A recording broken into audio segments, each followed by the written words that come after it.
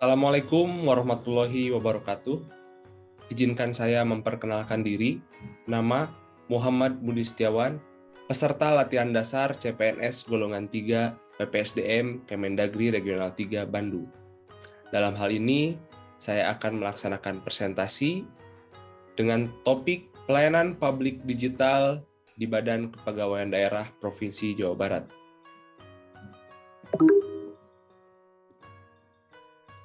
Pendahuluan.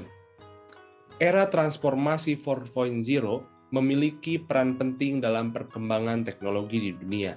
Belum lagi pandemi COVID-19 yang mewabah di seluruh dunia memaksa kita semua sebagai umat manusia untuk membatasi setiap pergerakan, bahkan pertemuan. Begitupun dengan sistem kerja aparatur sipil negara di Indonesia.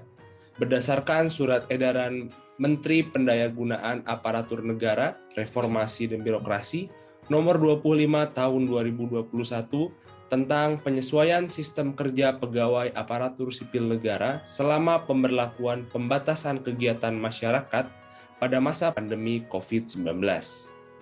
Badan Kepegawaian Daerah Provinsi Jawa Barat dalam hal menindaklanjuti surat edaran ini membuat inovasi pelayanan, yaitu dengan membuat aplikasi e-fungsional. Aplikasi e-fungsional merupakan sistem informasi layanan jabatan fungsional yang isinya semua hal tentang jabatan fungsional.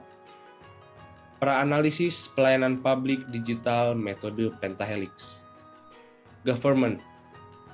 Pelaksanaan pelayanan publik digital sangat mempengaruhi percepatan organisasi perangkat daerah dalam mewujudkan visi misi pemerintah provinsi. Perlu adanya kerjasama antara yang melayani dan yang dilayani. Academics. Di era 4.0 ini, pendidikan sangat menentukan bagaimana pola pemikiran seseorang dan bagaimana dia berkembang. Tidak mudah menjadi agent of change, apalagi tanpa dukungan latar belakang pendidikan. Bisnis. Pelayanan paperless menutup peluang bagi para oknum yang tidak bertanggung jawab. Community. Meskipun semua sudah melalui aplikasi, masih ada beberapa pegawai negeri sipil yang belum paham sehingga pelaksanaannya belum optimal.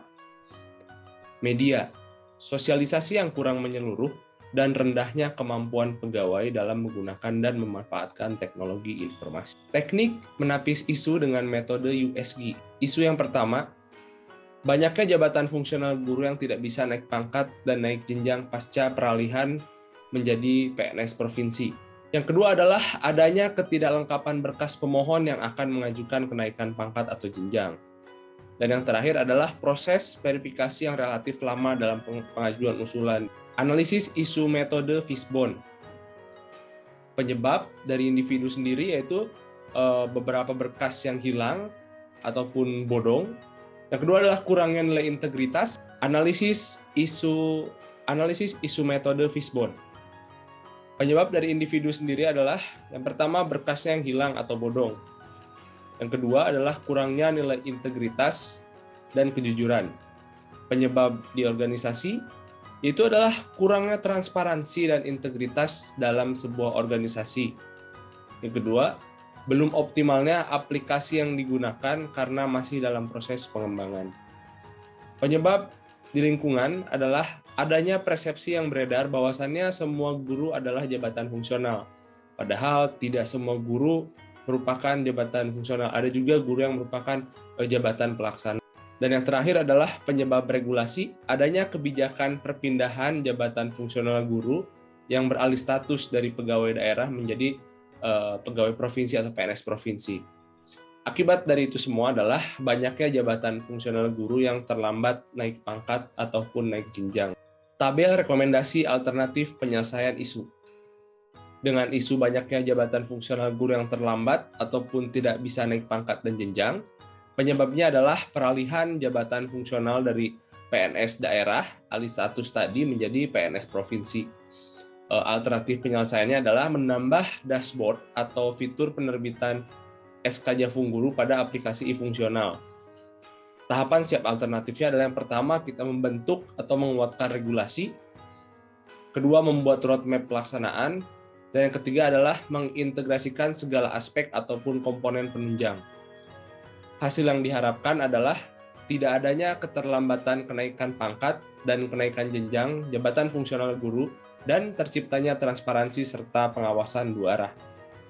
Para pihak yang terkait adalah Badan Kepegawaian Daerah, Dinas Pendidikan, Biro Hukum, KCD, dan jabatan fungsional guru. Kesimpulannya adalah banyaknya permasalahan terkait kenaikan pangkat dan jenjang jabatan fungsional guru bermula pada alih status dari PNS daerah menjadi PNS provinsi. Beberapa permasalahan diantaranya adalah SK yang hilang maupun indikasi penerbitan SK yang bodong. Dan juga paradigma yang beredar bahwasannya semua guru adalah jabatan fungsional. Nyatanya, tidak semua guru adalah jabatan fungsional. Maka dari itu, perlu ditambahkan fitur penerbitan SK jabatan fungsional guru pada dashboard e-fungsional atau aplikasi e-fungsional guna menyelesaikan permasalahan yang terjadi dan sebagai verifikator terkait indikasi penerbitan SK bodong tadi. Terima kasih, sekian presentasi yang dapat saya sajikan. Lebih dan kurangnya saya mohon maaf. Wabillahi taufiq wal hidayah. Wassalamualaikum warahmatullahi wabarakatuh. Dan sampai jumpa di video berikutnya.